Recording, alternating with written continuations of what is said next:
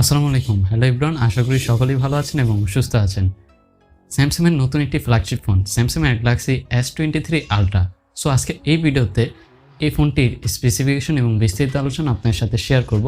আশা করি ভিডিওটি আপনারা প্রথম থেকে শেষ পর্যন্ত দেখবেন এবং আপনি যদি আমাদের এই চ্যানেলে নতুন হয়ে থাকেন এবং পেজটিতে নতুন হয়ে থাকেন তাহলে চ্যানেলটিকে সাবস্ক্রাইব এবং পেজটিকে ফলো করে রাখবেন। সো চলুন তাহলে শুরু করি আমাদের আজকের ভিডিও। সো এই ফোনটাকে বলা হচ্ছে 2023-এর মোস্ট পাওয়ারফুল অ্যান্ড্রয়েড স্মার্টফোন। আসলে কি তাই? চলুন এর মূল স্পেসিফিকেশনে যাওয়া যাক। প্রথমে এর ডিজাইন এবং বিল্ড কোয়ালিটিতে আসা যাক।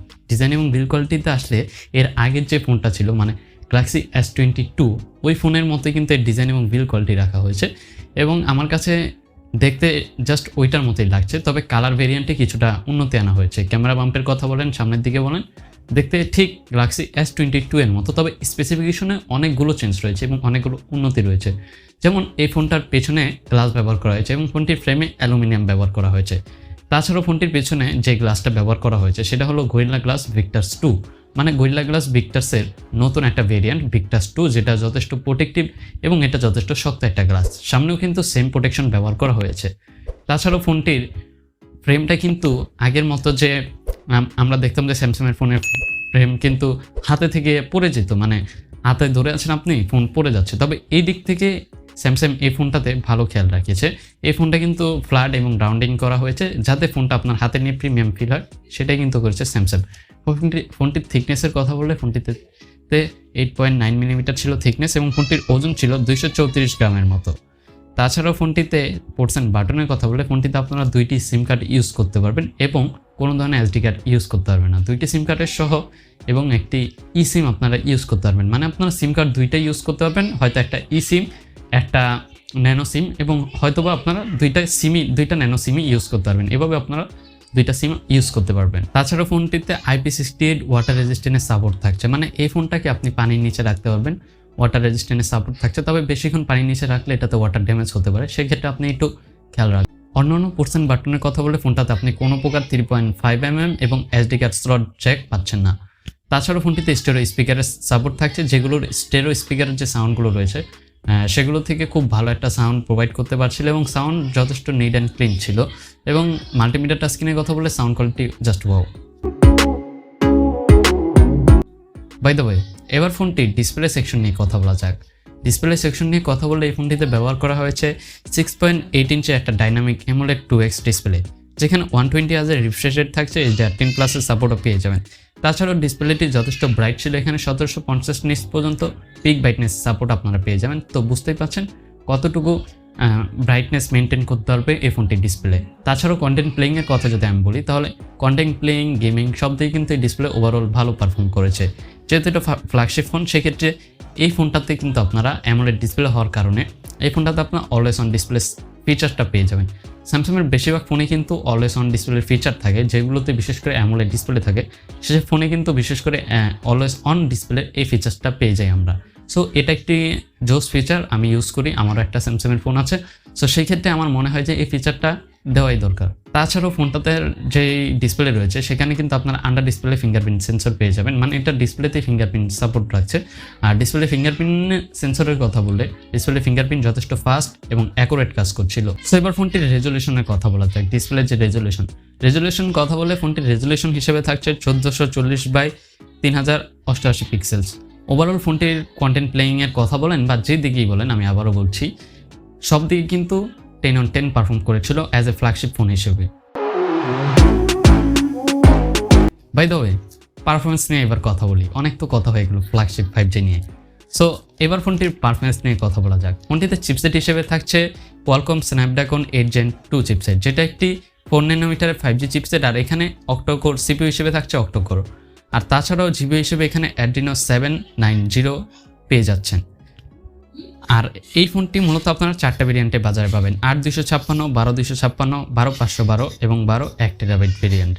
ফোনটির র্যাম ভেরিয়েন্ট থাকছে LPDDR5X এবং স্টোরেজ ভেরিয়েন্ট থাকছে UFS 4.0। ওভারঅল এই ফোনটাতে গেমিং বলেন, মাল্টিটাস্কিং বলেন, হেভি টাস্কিং বলেন, সব দিকে কিন্তু এই ফোনটার যে চিপসেটটা রয়েছে এটা কিন্তু গ্যালাক্সি S22-র জন্যই কোয়ালকম তৈরি করেছে এবং এই চিপসেটে কিন্তু এই ফোনটা খুবই ভালো পারফর্ম করেছে একটা 5G ফোন চিপসেটের সাথে এবং একটা 5G অ্যাসোসির সাথে কিন্তু এটার পারফরমেন্স আমি বলবো 10/10। মানে আপনি যদি হেভি গেমিং করেন সেক্ষেত্রেও এই ফোনটা আমি শুনেছি যে অতটুকু হিট হচ্ছিল না, একটা ফোন ফ্ল্যাগশিপ ফোন যতটুকু পরিমাণ হিট হয়। আর তাছাড়া ফোনটি যথেষ্ট বাল্কিও ছিল না, ফোনটির ওজন মোটামুটি ঠিকঠাকই ছিল। তো পারফরমেন্সের কথা বললে ওভারঅল পারফরমেন্স ঠিক ছিল।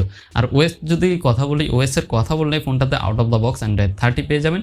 এবং আপনারা এটার ইউআই নিয়ে যদি কথা বলি তাহলে এর ইউআই নিয়ে কথা বলে এই ফোনটাতে আপনারা স্যামসাংয়ের লেটেস্ট যে ইউআই রয়েছে One UI 5.1 সেটার আপডেট আপনারা পেয়ে যাবেন। আর One UI সম্বন্ধে তো আপনারা জানেন যথেষ্ট নিট অ্যান্ড ক্লিন ইউআই, আর One UI 5.1 জাস্ট জোস একটা ইউআই।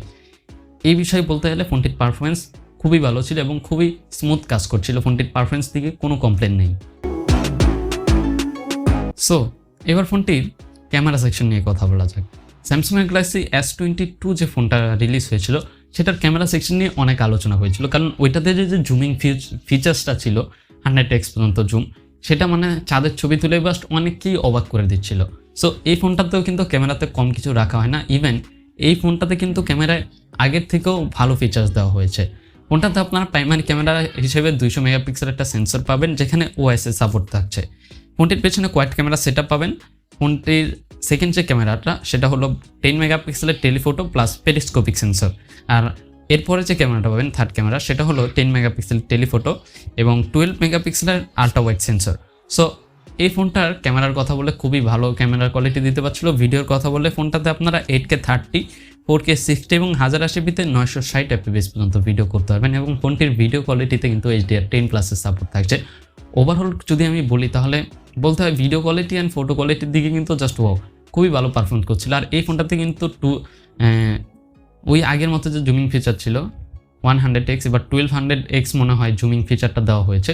সো জুমিং ফিচারের কথা বললে স্যামসাং কিন্তু আগে থেকে অনেক ভালো কাজ করছে এবং জাস্ট ওয়াও বলতে গেলে ক্যামেরা কোয়ালিটি জাস্ট ওয়াও, আর কিছু বলবো না আমি। তো ফোনটির সেলফি ক্যামেরার কথা বললে ফোনটিতে 12 মেগাপিক্সেল একটা সেলফি ক্যামেরা ইউজ করেছে যেখানে 4K 60 এবং 1080p-তে আপনারা 60 fps-এ ভিডিও করতে পারবেন বা 30 fps-এ ভিডিও করতে পারবেন। সো ভিডিও কোয়ালিটি সেলফি ক্যামেরাও ঠিকঠাকই ছিল, পোর্ট্রেট বলেন সবগুলো মোডেই কিন্তু ক্যামেরা এবং ভিডিও খুবই ভালো পারফর্ম করছে। সো এবার ফোনটির ব্যাটারি সেকশন নিয়ে কথা বলা যায়। যেহেতু এটা একটা 5G ফোন, অন্যদিকে একটি ফ্ল্যাগশিপ ফোন, সেক্ষেত্রে এই ফোনটার ব্যাটারি আমরা ভেবেছিলাম যে 4000 mAh দেওয়া হবে বা 4500 mAh দেওয়া হবে। তবে স্যামসাং অবাক করে দিয়েছে, এই ফোনটার ব্যাটারি ছিল 5000 mAh। আর এই ফোনটায় 45 ওয়াটের চার্জিংয়ের সাপোর্ট থাকছে, ফাস্ট চার্জিং, এবং 15 ওয়াটের ওয়েলনেস চার্জিংয়ের সাপোর্ট থাকছে। 35 ওয়াটের চার্জিংয়ের সাপোর্ট থাকলেও কিন্তু ফোনটার বক্সে আপনারা কোনো প্রকার চার্জার পাচ্ছেন না। ফোনটাতে আপনারা আলাদা করে একটা চার্জার কিনে নিতে হবে, আপনার বক্সে শুধু কেবল পেয়ে যাবেন। তবে চার্জারের দাম প্রায় 1 থেকে 1500 টাকার মতো বাংলাদেশি টাকায়। আর এই ফোনটার প্রাইস নিয়ে অনেকে হয়তো এতক্ষণে জানার জন্য পাগল হয়ে গিয়েছেন। আসলে ফোনটা প্রি রেজিস্ট্রেশন চলছে এবং হয়তো বাংলাদেশে রিলিজও হয়ে গেছে। তো ফোনটার প্রাইস আমি স্ক্রিনে দিয়ে দিব। আর যারা প্রি রেজিস্ট্রেশন করবেন এবং করেছেন তারা কিন্তু বিশেষ কিছু অফার পাবেন, যেমন গ্যালাক্সি ওয়াচ 4 এবং গ্যালাক্সি এয়ারবাডস, এই দুইটা গিফট আপনারা যারা প্রি রেজিস্ট্রেশন করবেন তারা কিন্তু এই দুইটা গিফট আপনারা পাবেন। তো প্রি রেজিস্ট্রেশন যারা করেননি তারা প্রি রেজিস্ট্রেশন করে নিতে পারেন স্যামসাংয়ের ওয়েবসাইটে ঢুকে, আমি লিঙ্ক দিয়ে দিচ্ছি।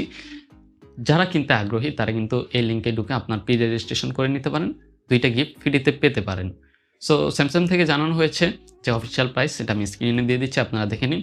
সো এই আর কি, ভিডিওটি কেমন লাগলো অবশ্যই কমেন্টে জানাবেন এবং চ্যানেল নতুন হলে চ্যানেলটাকে সাবস্ক্রাইব করবেন। ভিডিওটি এই পর্যন্তই। ভিডিওটি যারা এই পর্যন্ত দেখছেন অনেক অনেক ধন্যবাদ। কমেন্টে সবাই #টেকনোলজি টাস লিখে দিতে পারেন যারা এই পর্যন্ত দেখেছেন।